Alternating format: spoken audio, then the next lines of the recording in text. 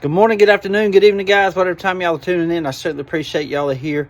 Today's video, guys, I'm just going to put the two Boston butts on, the pork shoulders that I'm cooking for the meetup with Wade, Eric, Lamar, Matt, and Crawford, and ham bone blades. I know I said I was going to work on a knife, but that video's coming. I promise you. Probably sometime next week. Now, I just didn't have time to do that today, and I apologize. But we're fixing to light the charcoal and get it in the grill. And then once it gets up to about 300 degrees, I'm going to shut it down or close it down some to get it down to about 250. Then we're going to put the meat on. Then I'm going to do a pocket dump. Show you what I'm carrying tonight. But guys, thank y'all so much for tuning in today. And I hope you enjoy the video. You got a Boom Boom there and a co-piloting the Polaris Ranger. But here's my stuff here, guys. I'm fixing to light the charcoal and put it in the grill. We already got charcoal in that. Right there is just a like a low country boil basket you get with a turkey fryer. That's all it is. It's a 24 quart, perfect size to use for barrels. If you get them any bigger than that, they burn too hot. So just letting you know that they don't burn right. The air don't flow right or something. I don't know. I've never been able to use a larger one. The only size I've ever been able to use is 24 quart.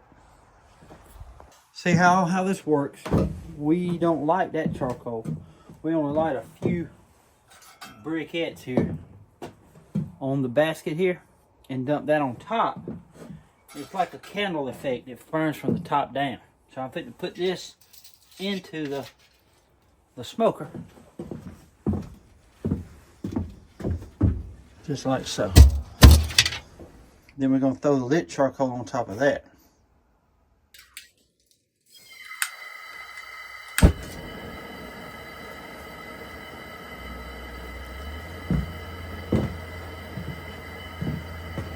It's about 50 degrees out here. It ain't bad. I got me some good old coffee too. So if I put this on, if I get the meat on by 11:15, it should be done by 10 o'clock tomorrow. Right now,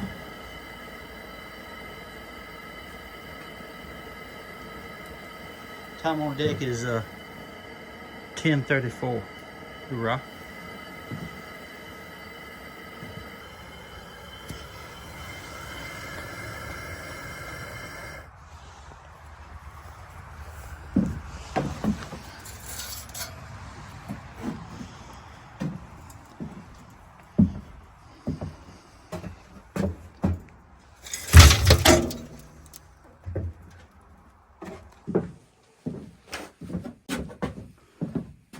Okay guys, what I like to put on Boston butts is actually butt rub, and they sell this down in Santa Rosa Beach, I believe it is, Florida. Make sure. Freeport, I'm sorry, Freeport, Florida, which ain't too far away from Santa Rosa Beach. Freeport, Florida right there. Hoorah. But what I like to do, guys, I've already rinsed them and patted them dry. But I started the fire in this one, but R2D2, he's got an issue. He's got a little hole in the back there, it's 14 years old, it's a barrel. So I cleaned it out before I went to Mississippi. It's wanting to run a little warm because it's got a little hole in the back that's letting air in. Can't control the airflow. So it's wanting to run a little warm. Even when it's closed, it's 300 degrees. That's too much. So now I got the fire over here in OU812. And if y'all don't know, that's a album by Van Halen. So I just cover it real good with butt rub.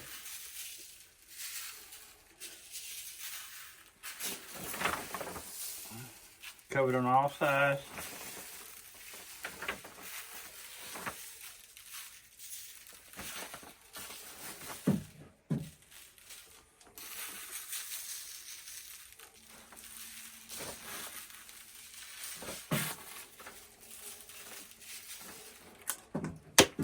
Alright. Okay, it's about right, guys. It's about on right at 250, so fixing to put the butts on.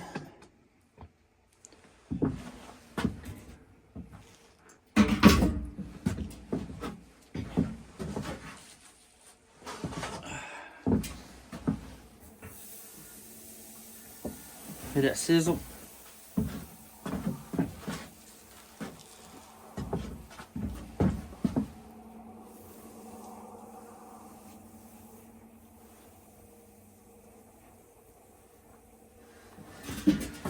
Hurrah.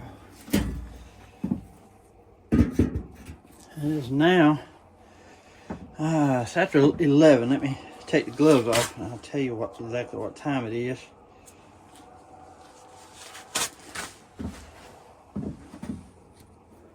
It's about, my watch is about dead. It might be dead. There it is. 11:24. So I'll check them again about 6 o'clock. Probably be ready almost to wrap. I like to smoke them about 6 to 7 hours, and I put them in a roasting pan that you like a roast a turkey in too will fit in there perfectly, and it roasts. The juices come out and it roasts real good. It roasts itself and it gets so tender. Pork is done at 165 degrees, but I like to get my internal temperature about 195 to 200. That way it's good and tender. Pork shoulders, they have a built-in meat thermometer. It's that shoulder blade. When you can grab that shoulder blade and pull it right out with no issues, where you don't have to tug on it, it just pulls right out. It's done. And that's why I love pork butt. It's very tasty. It has some fat in it that cooks out, makes that juice, and then it roasts itself. And then I like to pull what leftover fat out. Then I like to mix that meat with that juice. Man, it's so good. You'll see in the morning. Well, guys, this is my pallet cabin. I know it's hard for you to see at night, but there's a lean-to right here. We eat right here. This is where I cook everything, or you just saw me prepare the 2 butts. But we bought that barrel. I bought that barrel for my son. Paid $300 for it. And that's the pit barrel. This don't even hold water compared to the ones I made. I'm telling you, it don't cook like the ones I made. But anyway, this is my little hangout that I love to come down here, listen to music, drink coffee, and it's just fun to hang out, guys. But I'm gonna give you a little tour of the inside. I built this back in 2014. But it's a great little place now. But that's a little bench there, made out of oak. It's got storage down here. See there? Both sides. This has storage right here. You can put stuff in it. But that right there is a wood stove, guys. That come from Asheville, North Carolina. I bought it for $100. Shipping was $125, so I got about $225 in it. But it is absolutely awesome. It's got a date on the bottom, 1936. But on the front of it, it's got Atlanta Stove Works right there. But that thing will run you out of here. You got to know how to operate it. But if you get a good bed of coals and shut it down almost, just a little bit of airflow from the vent here. See, that's wide open. And that right there is shut completely. But you get a good bed of coals, put a big old piece of log on there, and shut it and open it up ever so slightly. That big old log will burn all night long. It's so comfortable in here. I slept down here when it was like 20 degrees. So it's really nice. And this right here will let down into a table. So I'll show you.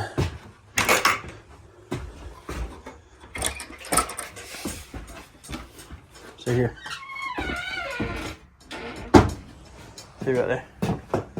That's just a little storage there too. Ain't that cool? That's a little desk. But I made all this from scratch, guys.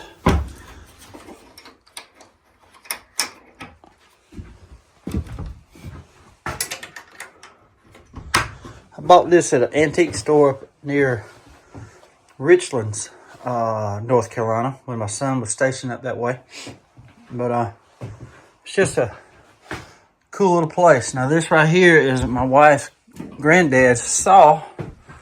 I know it's hard to see in here, guys. I'm sorry, the lighting ain't that good, but, and this is just a map, a topo map of the area. It has all the big towns. So it's about like a 50 square miles here. But it's really, I like, because you can see all the major roads and topography, and even has who owns the land here. It's pretty cool.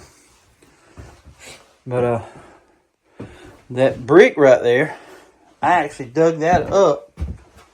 Out of the ground on my property here. It used to be a chimney of another old house that once was on the property here. So that used to be a chimney to an old house.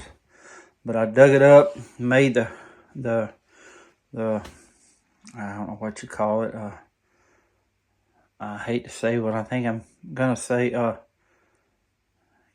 Earth or something. I don't know. But anyway, I built it so the heat wouldn't be up against the wall. The bricks would absorb it. But we've been running that for about 5 years now. The wood stove, it gives us a bit of problem, but I did put an insert in the wall. I did it right now. It was my first one I ever installed. Had to cut a hole, put the insert in, and run a insulated chimney out the back. But it's I love it in here, guys. I really do. It's very, very pleasant, especially when you got a fire and you're drinking some coffee. Man, it's nice. I love it. Guys, I'll give you a better view of it tomorrow when everybody's here. There'll be sunlight coming in here then, and with the door open, you'll be able to see a lot better. But we'll fit and go back outside and do a pocket dump.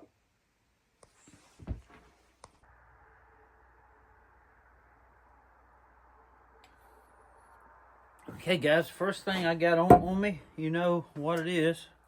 My Spyderco Pair 3 right here. Beautiful knife. I love it. It's just the right size, guys. Perfect pocket knife. Perfect EDC. You can open and close it with one hand. Love that. It's got the, what kind of steel? I don't forget. It's USA made, of course. But it has a CPM S45VN, and that thing stays sharp for a long time. Good blade retention. And it's got that, the blade is very hard to scratch. It'll be right here what it is. I never got the term for it. But I've used it so many times, guys, and the black is yet to be scratched on this thing. And I've cut cardboard boxes with it several times. I've cut all kinds of stuff with it. Very good knife. Another one, guys, is my Buck Slimline Pro. G10 handles, pocket clip, thumb studs, S30VN steel. Very, very good knife. It stays sharp as well. I love that knife. Very great. It's very good to carry. I'm going to start carrying my Buck 722 Spitfire. I cleaned it up the other day. It had a little bit of glue on it. And I cleaned it up with Neverdull. So I will be carrying it for here probably tomorrow. I'll probably carry it tomorrow. But another one, guys, is one I just picked up out at Trade Days. It's a 1975 Case Stockman. Got carbon steel in it. Very good knife. Paid 25 bucks for it, but it cleaned up really good. And it's got a little bit of snap to it still. These blades have pretty good snap. Right here. There you go. And this one too. I see there.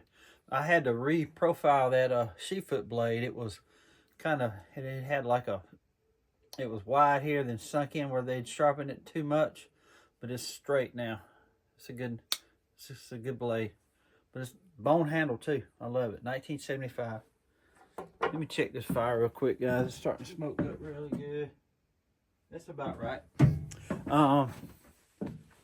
Another one I got, guys, on me is my first ever knife that my dad gave me. 1977 Sodbuster, stainless steel. See that right there? First pocket knife ever, guys. It's razor sharp too, but it's a great knife. There it is right there. First pocket knife ever. Hoorah! Still in good shape. Still in great shape. And I took the Schrade Tough tool off today. And I actually grabbed one, guys. I know what you think this is, right? This is a, it's made by Schrade. Looks like an old timer. But it's actually a Craftsman. Check that out. I don't know if you can see that. But, it's awesome, ain't it? I love this. But it's got somebody's initials there, and I'm going to get me an old timer. I'm going to pop it out and put a old timer shield on there. But I thought I'd carry this tonight. See that right there? It looks just like an old timer. 25 OT is what it's supposed to resemble. But it's stainless steel too. Ain't that cool? But the old timers is my favorite in the Schrade line. I just love the way it looks, and I love the saw cut Delrin, the non-slip grip on there. Love it. And guys, I think that is it on me. That's enough, ain't it? But guys, this is just my little the hangout. I love it. I love it down here. It's I built it back in 2014. So next month in November will be 10 years. This place is 10 years old, and I absolutely love it. I really do. It I like the old timing, and I just like the old timiness of our history and our past, and that's what I put this, or that's what I made this for. Just to feel like I'm going back in time. You know, when I come down here, I feel like I'm back in those days. You know, I wanted a little cabin, and how I built this is the framing is actually pallet wood, not just regular pallets. Now they're hard wood, large pallets that I got from a local company here that gets some heavy stuff in, and they're made out of hardwood. And then I treated them with used motor oil, stain them so termites won't be eating it. And then I put Advantech flooring down. It's it's almost like plywood, but it's, I'm telling you, I've left some pieces out in the weather for years that never did deteriorate. And then I got pallet wood as a floor. I cut up the pallets the same size, and I used a table saw to cut them the same width. And I put them down as the hardwood flooring in there. And the front of the pallet cabin is a pallet wood. But like this right here, this comes from a friend of mine's deck. He changed out his deck around his pool, and he wanted to know if I wanted it. I said, sure. On the other side is weathered real bad, but this side looks real good. But that's what I used the exterior as. On the inside, it's rough cut pine and cedar. And I have 4x4 posts in the ground all the way around, cemented. So when I first built it, it was going to be a chicken coop, and I got the waste, and I liked the way it looked. So I'm like, I'm not putting no chickens in here. I'm gonna make me a little a hangout, and that's what I did. So, and here we are today. But I love it down here, guys, and I'm glad to be able to share this with y'all. I'll give y'all a better tour of it sometime.